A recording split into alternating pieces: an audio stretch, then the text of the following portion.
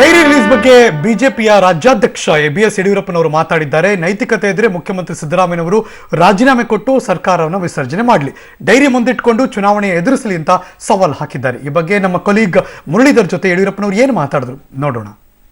ಕಪ್ಪ ಕೊಟ್ಟ ವಿಚಾರಕ್ಕೆ ಸಂಬಂಧಪಟ್ಟಂತೆ ಈಗ ಸಾಕಷ್ಟು ಸಾಕ್ಷ್ಯಾಧಾರಗಳು ಹೊರಗಡೆ ಬಂದಿದ್ದಾವೆ.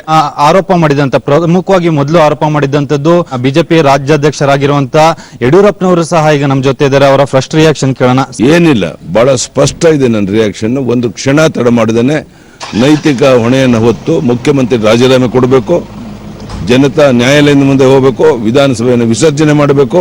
ಡೈರಿ ಇದೆ ಅಂತ ಹೇಳಿದಾಗ ಎಲ್ಲಾ ಸಚಿವರು ಹೇಳ್ತಾ ಇದ್ರು ಡೈರಿನ ಹೊರಗಡೆ ತನ್ನಿ ಅಂತ ಹೇಳಿ. ಇವತ್ತು ಡೈರಿ ಹೊರಗಡೆ ಬಂದಿದೆ, ಏನ್ ಹೇಳ್ತೀರಾ? ಈಗ ನಾನು ಹೇಳೋದೇನಿಲ್ಲ, ಸಚಿವರು ಹೇಳಬೇಕು, ಮುಖ್ಯಮಂತ್ರಿಗಳು ಹೇಳಬೇಕು. ಗೋವಿಂದರಾಜ್ ಅವರು ಹೇಳ್ತಾ ಇರುವಂತದ್ದು ಡೈರಿ ನನ್ನ ಮನೆಯಲ್ಲಿ ಸಿಕ್ಕಿದೆ, ಇಷ್ಟು ದಿನ ಡೈರಿನೇ ಇಲ್ಲ ಅಂತ ಹೇಳ್ತಿದ್ರು.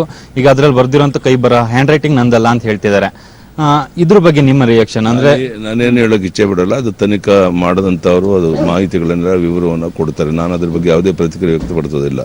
ಅಂದ್ರೆ ಸಚಿವರೆಲ್ಲ ಹೇಳ್ತಾ ಇರುವಂತದ್ದು, ಎಲ್ಲಾ ಮಾಧ್ಯಮಗಳ ಮುಂದೆ ಹೇಳ್ತಾ ಇರುವಂತದ್ದು, ಯಡಿಯೂರಪ್ಪನವರು ಮತ್ತೆ ಆರ್ ಅಶೋಕ್ ಅವರು ಗೋವಿಂದರಾಜ್ ಅವ್ರ ಮನೆ ಮೇಲೆ ಹೋದಾಗ ದಾಳಿ ಮಾಡಿದ ಸಂದರ್ಭದಲ್ಲಿ ಹೋಗಿ ಡೈರಿ ಇಟ್ಟಿದ್ದಾರೆ. ಮೊದಲನೇ ದಿನ ಯಾವುದೇ ಡೈರಿ ಸಿಕ್ಕಿಲ್ಲ, ಎರಡನೇ ದಿನ ಹೋದಾಗ ಡೈರಿ ಸಿಕ್ತು. ಆ ಸಂದರ್ಭದಲ್ಲಿ ಯಡಿಯೂರಪ್ಪನವ್ರ ಕೈವಾಡ ಇದೆ. ಯಡಿಯೂರಪ್ಪನವ್ರಿಗೆ ಗೋವಿಂದರಾಜ್ ಮನೆ ಎಲ್ಲಿದೆ ಅಂತಲೂ ಇದುವರೆಗೂ ನನಗೆ ಗೊತ್ತಿಲ್ಲ. ತಾನು ಕಳ್ಳ ಪರರ ನಂಬ ಅನ್ನುವಂತ ಗಾದೆ ಮಾತಿದೆಯಲ್ಲ, ಆ ರೀತಿ ಆಗಿದೆ ಇದು. ಇದಿಷ್ಟು BS ಯಡಿಯೂರಪ್ಪನವರ ಮಾತು. ಕ್ಯಾಮರಾ ಪರ್ಸನ್ ಪವನ್ ಜೊತೆ Muralidhar, crime bureau, public TV. Govindaraju ಅವರ ಡೈರಿನಲ್ಲಿ ಏನಿದೆ? ಅವರು ಬರೆದಿರುವ ಇನಿಷಿಯಲ್ಗಳು ಯಾರು? ಆ ಇನಿಷಿಯಲ್ಗಳು ಅವರೇನಾ? ಗೊತ್ತಿಲ್ಲ. ಈ ವಿವರಗಳನ್ನು ನಿಮಗೆ ಕೊಡುವುದಕ್ಕೆ ಮೊದಲು ಈಗೊಂದು ಸುದ್ದಿಯನ್ನು ತೋರಿಸ್ತಾ ಇದ್ದೀವಿ. 2016ರಿಂದ ಏನೇನಾಗೋಗಿದೆ ರಾಜ್ಯದ ರಾಜಕಾರಣದಲ್ಲಿ ಅಲ್ಲೋಲ ಕಲ್ಲೋಲ ಅನ್ನುವಂತಹ ಈ ಸುದ್ದಿಯ ಮುಂದುವರಿದ ಭಾಗ ಇದು. ರಾಷ್ಟ್ರೀಯ ಸುದ್ದಿವಾಹಿನಿಯಿಂದ ಕೆಪಿಸಿಸಿಯಿಂದ ಹೈಕಮಾಂಡ್ಗೆ ನೀಡಿರುವ ಕಪ್ಪ ಕಾಣಿಕೆಯ ಡೈರಿ ಡೀಟೈಲ್ಸ್ ಈ ಕಪ್ಪದ ಡೈರಿನಲ್ಲಿ ಸ್ಫೋಟಗೊಂಡಿದೆ. ಸ್ಯಾಂಡಲ್ವುಡ್ನ ಚೆಲುವಿನ ಚಿತ್ತಾರಿಗೆ ಕಂಕಣ ಭಾಗ್ಯ ಕೂಡಿ ಬಂದಿದೆ. ಉದ್ಯಮಿ ಜಗದೀಶ್ ಜೊತೆ ಅಮೂಲ್ಯ ಸಪ್ತಪದಿ ತುಳಿಯಲಿದ್ದಾರೆ.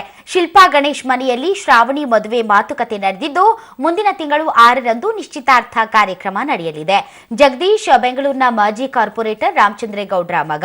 ಲಂಡನ್ನಲ್ಲಿ ಉನ್ನತ ವ್ಯಾಸಂಗ ಮಾಡಿಕೊಂಡು ಈಗ ಬಿಲ್ಡರ್ಸ್ ಅಂಡ್ ಡೆವಲಪರ್ ಆಗಿ ಕಾರ್ಯನಿರ್ವಹಿಸುತ್ತಿದ್ದಾರೆ.